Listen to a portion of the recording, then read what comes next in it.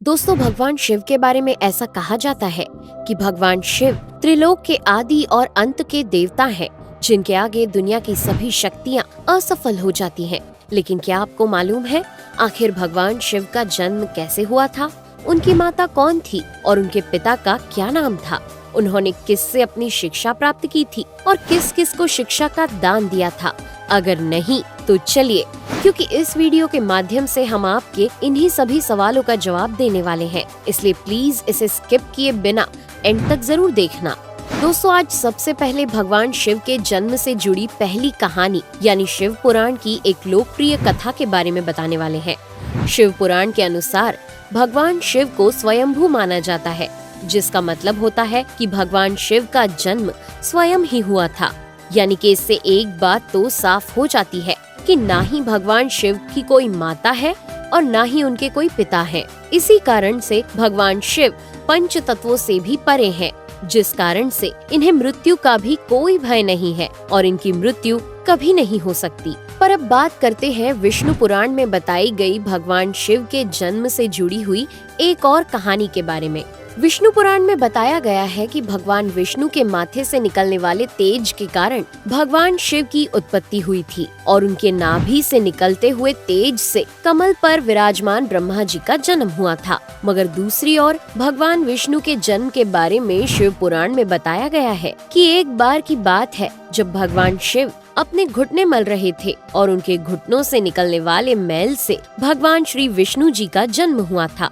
पर अगर ऐसा हुआ है तो विष्णु पुराण और शिव पुराण एक दूसरे से बिल्कुल अलग हैं। इस कथा के अलावा भगवान शिव के जन्म की एक और पौराणिक कथा काफी ज्यादा पॉपुलर है, जिसे शायद आपने बड़े बुजुर्गों से सुना होगा। पर अगर नहीं सुना तो आपकी जानकारी के लिए बता दें कि एक बार की बात है जब भगवान विष्णु और परम ब्रह्मा जी के बीच इस बात पर बहस छिड़ गई थी कि आखिर इस संसार में सबसे महान कौन है। और जब भगवान विष्णु और भगवान ब्रह्मा इस बात को लेकर बहस कर रहे थे तो एक जलते हुए खम्बे के रूप में महादेव उनके बीच आए थे। दोस्तों, वो दोनों इस रहस्य को नहीं समझ पाए और तभी अचानक से एक आवाज आई जिसने कहा कि जो भी इस खम्बे का छोर ढूंढ लेगा वही सबसे महान कहलाएगा।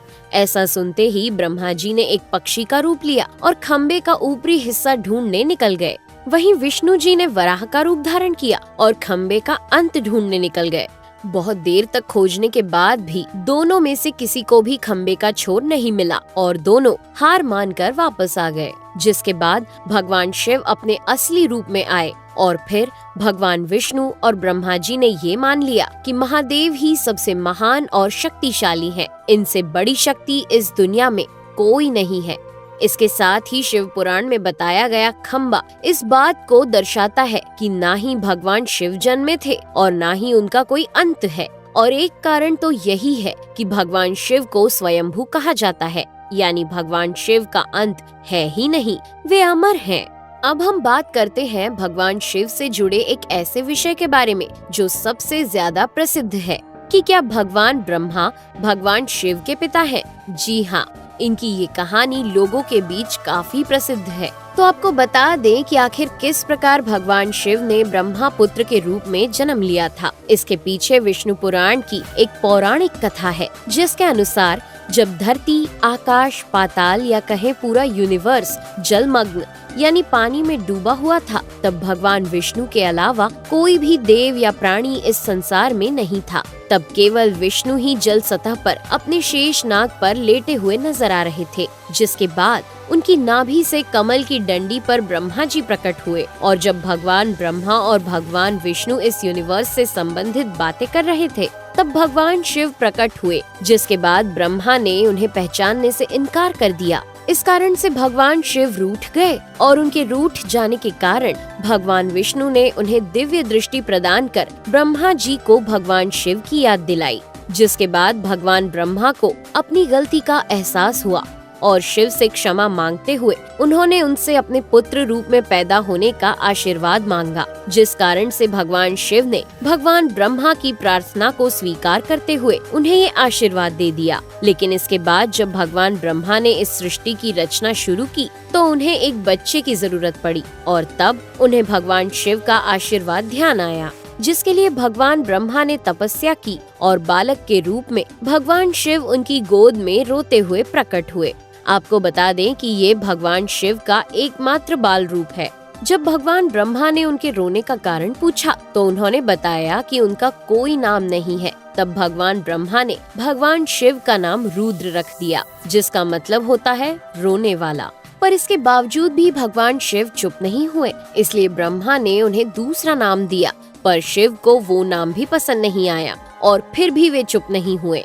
इस तरह शिव को चुप कराने के लिए भगवान ब्रह्मा ने भगवान शिव को 108 नाम दिए थे, जो रुद्र, शर्व, भाव, उग्र, भीम, पशुपति, ईशान और महादेव जैसे नाम थे। और शिव पुराण के अनुसार उनके ये नाम पृथ्वी पर लिखे गए थे।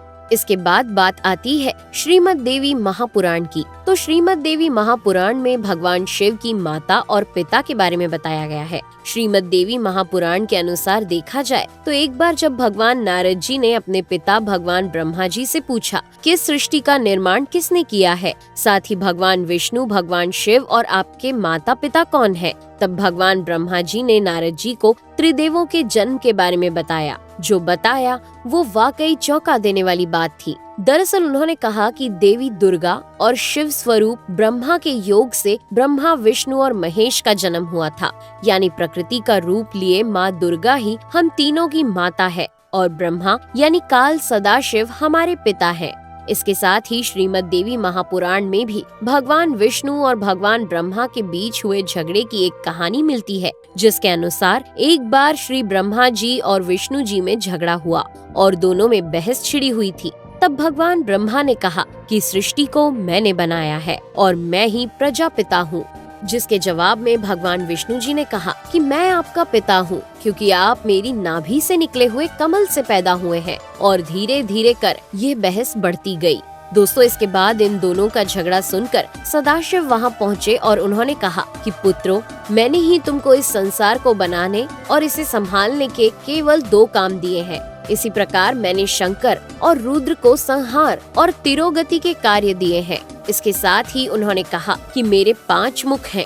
एक मुख से अकार, दूसरे मुख से उकार, तीसरे मुख से मुकार, चौथे मुख से बिंदु और 5वें मुख से नाद यानी कि शब्द प्रकट हुए हैं।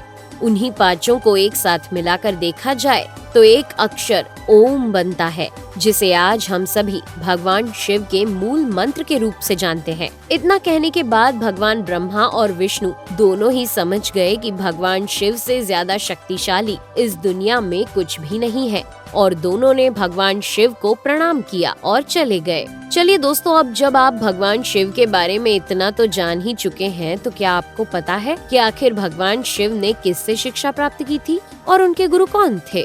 हम जानते हैं शायद ही इसका जवाब आप में से किसी को पता होगा, पर जिन्हें नहीं पता उन्हें बता दें कि भगवान शिव स्वयं इस संसार के गुरु माने जाते हैं, जिन्होंने इस संसार में गुरु शिष्य की परंपरा की शुरुआत की थी। लेकिन अगर सवाल आता है कि आखिर भगवान शिव किसके गुरु थे, तो आपको जरूर जान लेना चाहिए कि हिंदू धर्म के ग्रंथ कहते हैं कि ब्रह्मा जी और शिव जी इस संसार के सबसे पहले गुरु हैं, जिन्होंने गुरु शिष्य के इस रिश्ते की शुरुआत की थी। जहां भगवान ब्रह्मा ने अपने मानस पुत्रों को शिक्षा प्रदान की थी, वहीं भगवान शिव ने अपना ज्ञान केवल अपने 60 शिष्यों को दिया था। यानी भगवान शिव 60 शिष्यों के गुरु थे और वे जिन शिष्यों के गुरु थे उन्हें आज के समय में सप्त ऋषियों का दर्जा दिया गया है। तो दोस्तों, ये थे भगवान शिव के जन्म से जुड़े हुए कुछ फैक्ट्स, जो आपको कैसे लगे हमें कमेंट करके जरूर बताइए। साथ ही अगर आपको वीडियो पसंद आया हो तो इसे लाइक और चैनल को सब्सक्राइब करना बिल्कुल ना भूलें। धन्यवाद।